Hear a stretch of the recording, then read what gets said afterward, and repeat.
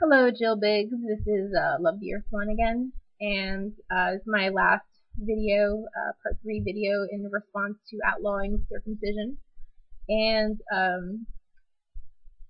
you had mentioned that the benefits are arguable.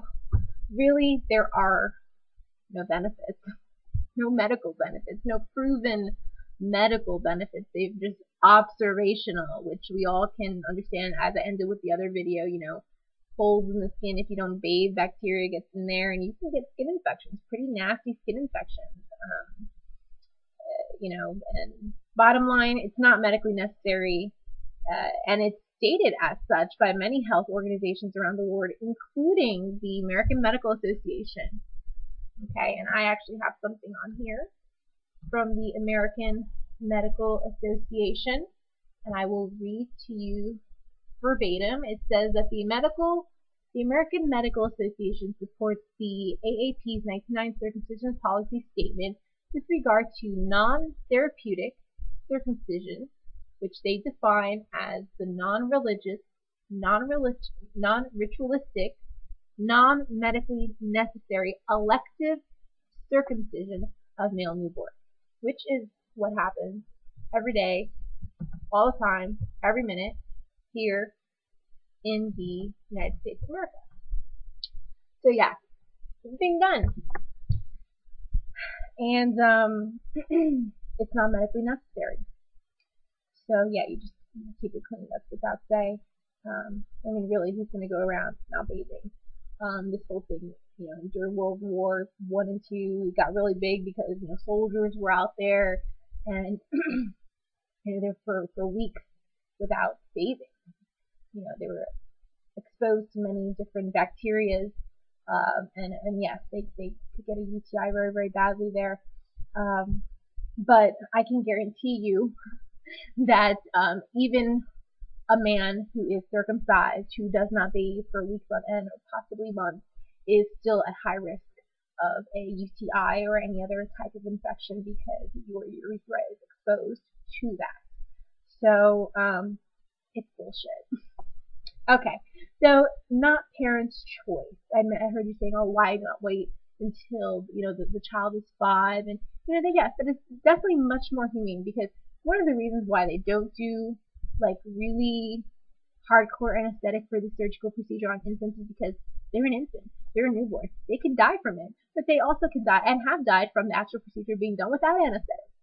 So yes, why not wait until they're 5, where they can receive real anesthetic, maybe put to sleep for the procedure, be given pain relief medication afterwards, they can tell you when it hurts with their words, they can monitor them in a better way, absolutely. But here's the thing, because it is still not a medically necessary procedure, it is not the parent's right. Okay, so anyone who's a parent, look up the laws. Go to nocirc.org, www.nocirc.org. They have all the laws there talking about, consent, assent for minors, blah, blah, blah. And I'll explain briefly what that is. But sorry, guys. I mean, I thought so too. Like, oh, doesn't the parent have the consent to do this and that? It's like, no. Just because you birth your child, just because you, help create your child, you do not own your child's body. That creature, that child, that human is a sovereign being. It's a sovereign entity. Yes, you have an obligation to protect your child because it's your child. But you do not own and make every single decision for them. You make decisions that are necessary, like medical ones, for instance, and things that are in their best well-being. So some people will argue, well, circumcision is in their best well-being. Well, it's an irreversible medical procedure done for non-medical reasons. How is that in their best, their best well-being? So, you have to kind of reevaluate what you're thinking about there, if anyone thinks like that. But anyway, I'm getting back on subject.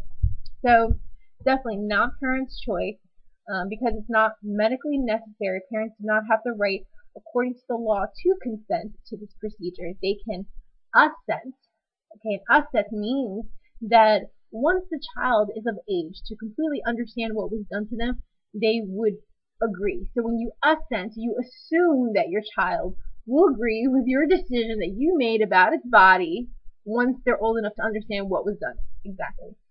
So that's what that means. And then when you sign that paper, that's really to get it done. That's really what you're signing. So and the reason why it's not parents aren't getting arrested and things like that is because, again, the status quo, the norm, it's not being enforced. These are laws that exist. There's many laws that exist on paper in our Constitution and whatnot in this country that were developed to protect us. But because those violations have been done against us for so long, it's been deemed the norm, the status quo, and that it's legal, but it's not. It takes a real movement and upheaval to really kind of get these laws activated and say, hey, it says here, blah, blah, blah, blah, blah. This needs to be enforced. It's the people. It's always been the people who have to enforce these laws, not the government. Oh, okay. So, all right. I'm almost done here. Okay. So yes, assent.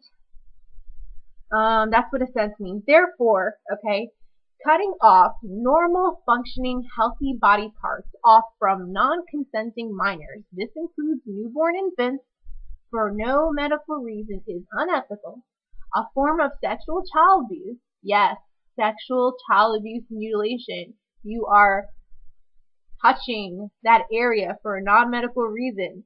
You are snipping away. That's abusive behavior for non-medical reasons. Just no judgment here. Just understand what's being done. I'm not trying to get anyone upset. I'm just trying to reach people. Like, okay, guys, you've been brainwashed. Let's just understand what we're doing to our children. It's a form of sexual child abuse and absolutely, without a doubt, a human rights violation. So, yes, these children really do need protection, and the best way to do that is to educate the adults, educate the parents, educate the medical industry. I mean, I'm not saying you have to go out there and picket. I'm saying, put out videos, talk to people if it comes up. If you're pregnant, do your research. You have pregnant friends, people talk about, oh, you're going to have what kind of childbirth are you going to have? You're going to be in a hospital, you're going to do a home birth, you're going to do a water birth. They talk about all this stuff, natural childbirth, blah, blah, blah, which is a beautiful thing. I'm having a home birth with a midwife, okay? Natural childbirth. I'm practicing hypnotherapy, prenatal dancing, prenatal belly dancing, prenatal yoga, and I'm doing the whole, water tub thing. Do you think they talk about, if you're going to keep your child intact? That's always the best way to approach it is, have you decided to keep your child intact? Oh, well, what does that mean? Well, intact, their genitals. Most people say, oh, are you going to get them circumcised? That kind of implies that, hey, you need to get them circumcised. You say, oh, you're going to get them circumcised? If you ask, oh, are you not going to get them circumcised? It almost adds kind of like a shaming, oh, you're not going to get them circumcised type of a thing. And again, it's because of the brainwashing and the mindset here in America and what we've been brought up with for the past 150 years regarding this issue. So, yes, definitely there's lots of great websites.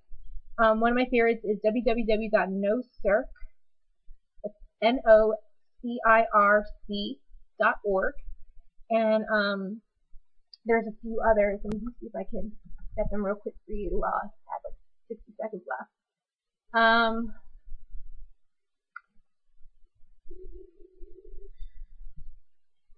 Okay, there is www.birthintobeing.com. That's a great website as well.